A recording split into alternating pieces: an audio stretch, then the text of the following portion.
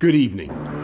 The coronavirus is the biggest threat this country has faced for decades. Pounds a time, we might get 1,000, and we seem to have got a little bit better than that. So it's vital to slow the spread of the disease.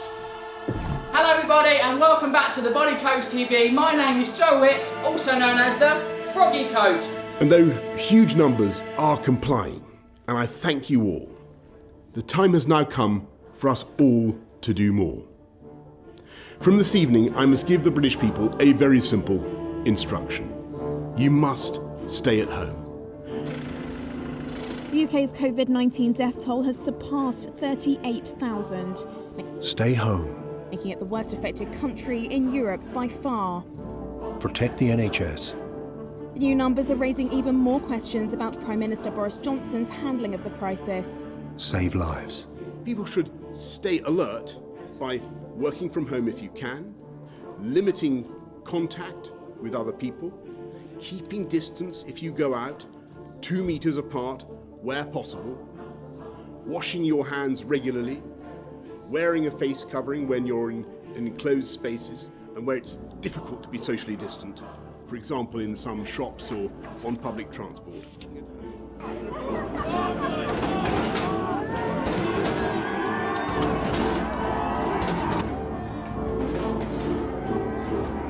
The death toll has risen again today, and health officials warn the worst is still to come. I'm afraid you are starting to see, in some places, the signs of a second wave of the pandemic.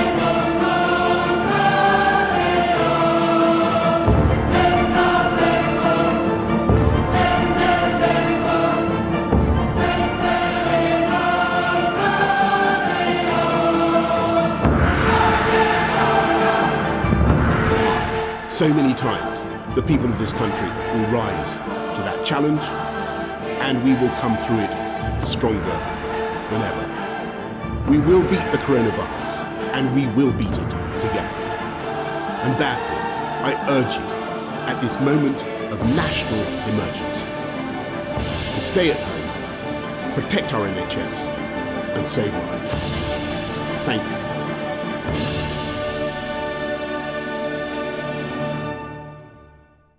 So, in lockdown, I've done not much. Very little, actually. I've made model houses. Like, I'm looking at it right now and the shame is hitting me, but I made model bedrooms.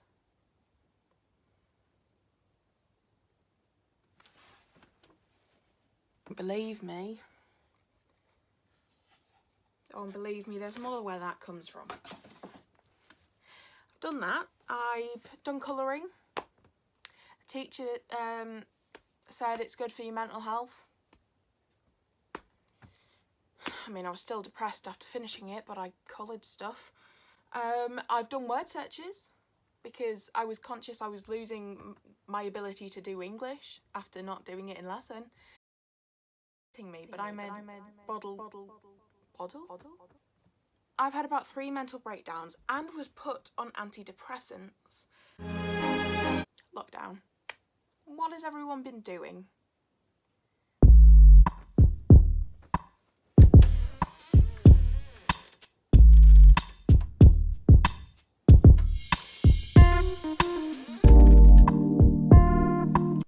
Is a very momentous Today is a very momentous... Is that a word?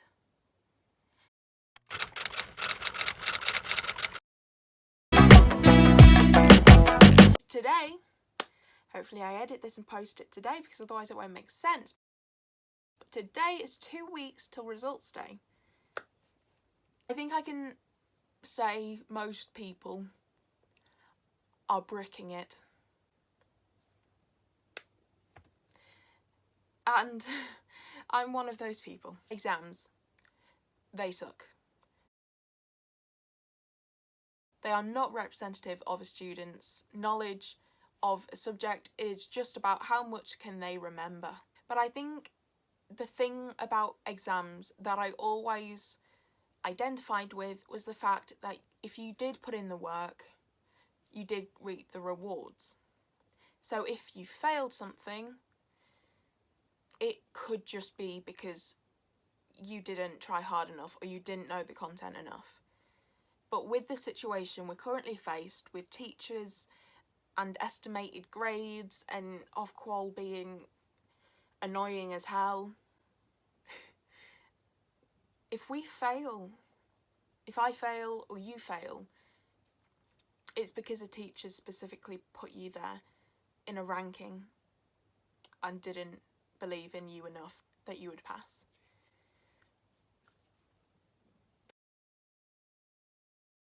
There's obvious inequalities here. Many students are going to be overlooked, undermarked. They are going to slip through the cracks, as they always do, but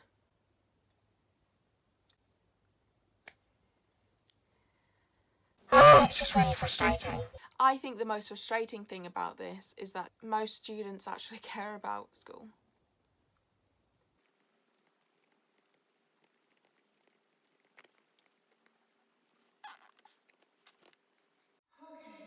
So, as a student, hopefully all going well, attending university starting in September, I thought I'd vlog this experience. It's unlike anything else. Have I got a lisp? Why can't I say these words? Okay. This is going to be quite honest. Probably embarrassing too, but very honest. When schools were shut, I wasn't able to attend the final few days because I had taken 2 days off school because I had a really bad stomach ache. And I was told, don't come back, quarantine yourself for a while just in case. So I was more prepared to do that, and I jokingly said to a few friends, What are they gonna do? Not let me back? and then I wasn't allowed back, so I never got to say goodbye officially to teachers, staff members, friends, just the whole school. I went to that school, I started later in year 7, and it's always been such a home for me and so many other people, and not having the ability to say sorry has been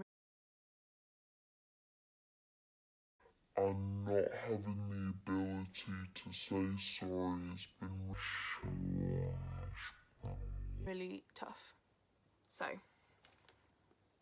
me as a student, I took both Englishes, sociology, drama and theatre, and I did an EPQ.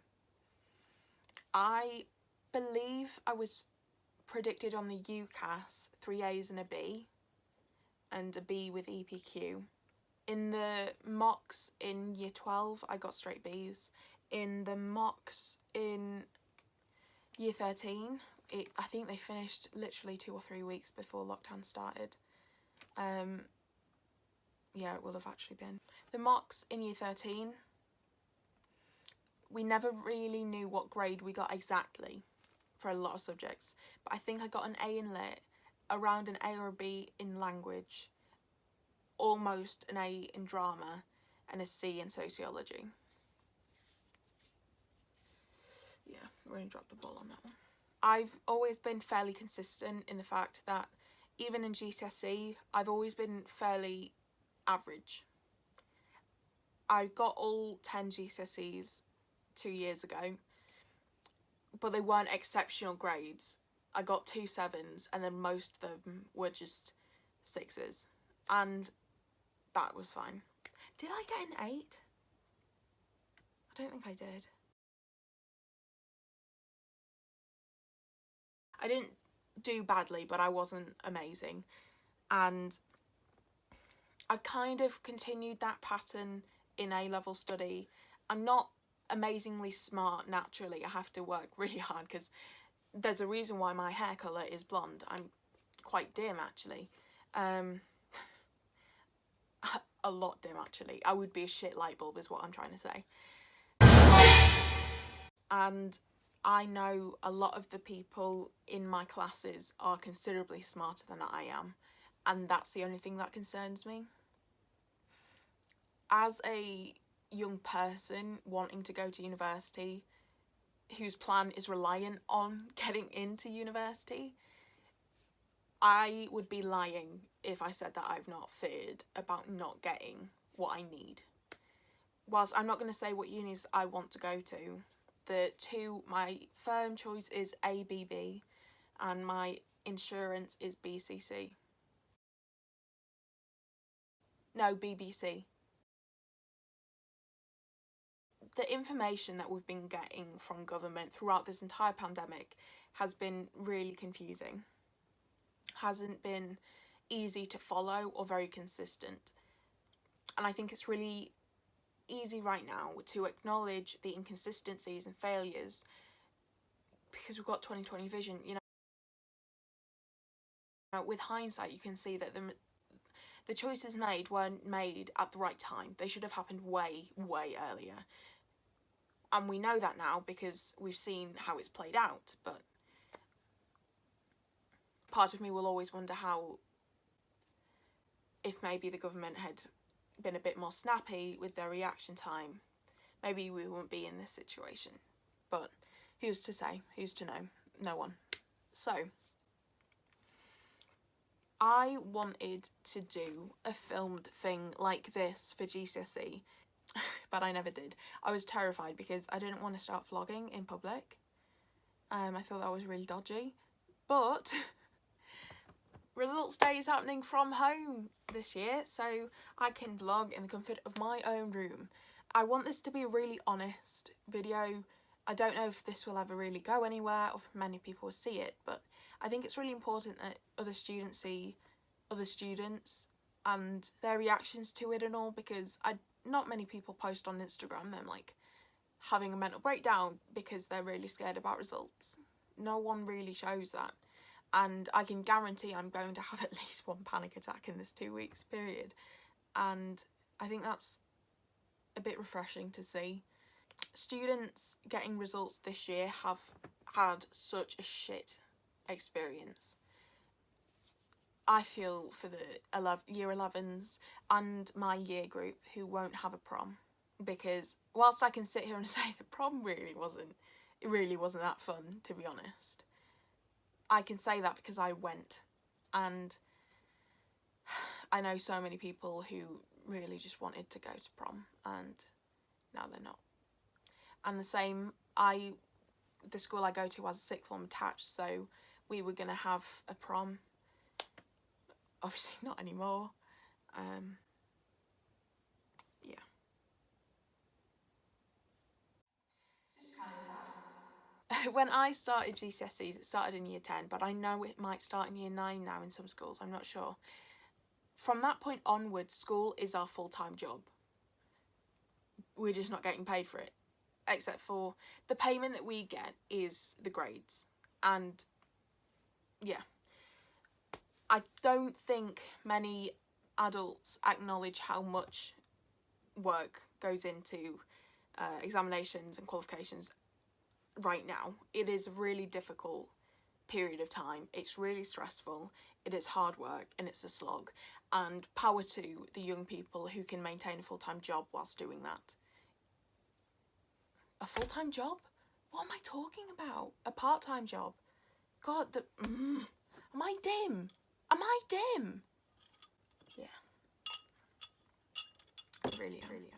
It is a really intense situation for kids to go through, and it doesn't surprise me that a lot of students can't cope. And that's a really relevant thing to be talking about.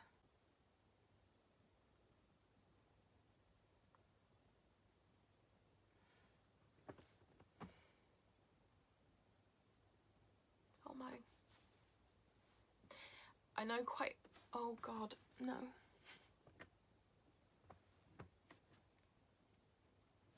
I'm not going into specifics, but a lot of my friends have fallen victim to this system that is completely unfair and places so much stress on young people and their mental health.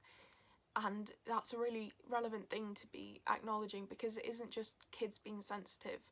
It's easy for people to say that because then you don't have to think about the real issues, which is the system. In all honesty, had exams gone forward, I believe I would have done okay. But I don't know if I would have survived them, in the sense of I was in such a deteriorating state mentally that exams might have been just the thing to push me over. And I'm not the only student who feels that way. But in the same breath, I just have to say that so many students have been putting work in and day out. Revising, making revision materials, and it's understandable why we're angry, saying, what was it all for? And I get that we've got no one really to target this anger towards. I've seen a few videos about students predicting what grades they're going to get, or what grades they hope to get, and I'll be honest, I want top grades. I'd be lying if I said that I don't want them, but I don't think I'd rank in the top end of some of my classes. There's a reason why my hair is blonde.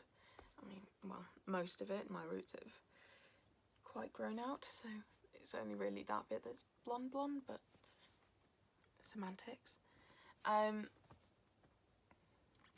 always been, like I said, fairly consistent, and I would think I'm probably gonna get C's to A's, but I just don't know what is gonna happen. I really don't. Something that I did in April, I think, I wrote a letter to my future self to open on results day. I don't really actually remember what I wrote in there, but it was probably about COVID and results, probably. And that'll be something that's fun to read. I don't know what. Next time I should probably write down what I want to say. I think that was enough for this part, and I don't know if this will be separated, but I wanted to give a 2-week debrief of what a student in 2020 getting her results is like. So let's give it a try. I hope I pass everything. Oh fuck, I really hope I pass everything.